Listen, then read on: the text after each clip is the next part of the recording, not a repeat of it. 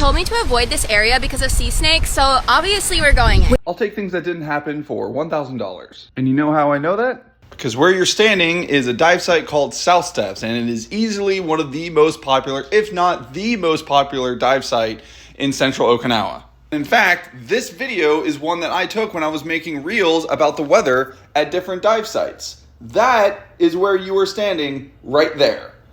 And if I had to guess, this portion of your reel is probably somewhere about here. You can actually just see the top of the coral structure where it starts to curve back around.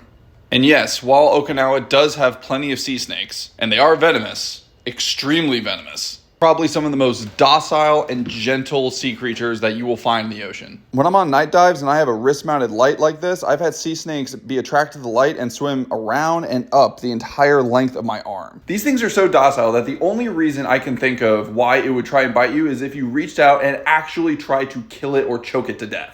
The teeth on these things are so shallow and so small that even if you did piss one off enough where it would bite you, if you're wearing any amount of exposure protection, potentially even a rash guard, let alone a 1mm to 5mm wetsuit, the sea snake's teeth aren't even going to go through it.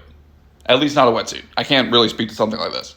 But again, they're extremely docile. So while I appreciate the hook of this influencer, and she's obviously way more successful than I am, number one, nobody came up to her at South Steps. That dive site is so busy and everybody's doing their own thing that chances of anybody coming up to her to warn her about sea snakes is so close to zero that I would bet a year's salary on it. She's also misrepresenting how dangerous the sea creature is for the sake of a hook.